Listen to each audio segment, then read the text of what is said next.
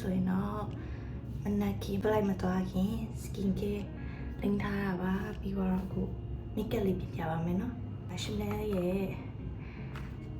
water fresh complexion touch ဆိုရယ် V30 လို့သုံးပါတယ်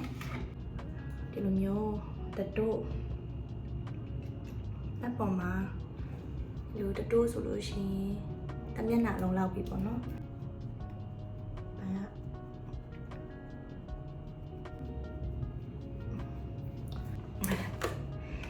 လို့ဆိုတော့ပါနေရပြီးတော့ပေါ့နော်နားတယ်ဒီဘက်ဒီဘက်ပေါ့နော်ညဖုံးမွေးရတော့ဘာရနော်အစွန်းလေးကိုပဲဆွဲလိုက်မယ်ပေါ့နော်ဒီရွှေရောင်နဲ့ဒါကလေrose ဖတ်သွားတယ် bling bling လို့ပြောမှာပြီးတော့မလီဒါကတော့မျက်လုံးချိန်ပြီးအနေထားပေါ့နော်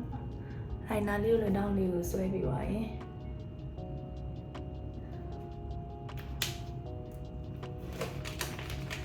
ဒါလေးသုံးပါတယ်ရှမ်ပင်ပေါ့ဆိုရဟာလေးပေါ့နော် bling bling လေးကိုပိုင်နာဒီနာတယ်လေးရဲ့ဒီပါလေးကိုတစ်ပတ်စီသုံးလိုက်ပါတယ်ဒါကတော့ bling bling ပြီးသွားပြီပေါ့နော်ပြီးပါပြီဆိုတော့အခုသပင်ကောက်မယ်နှခမ်းနေဆိုပါမယ်ရှင်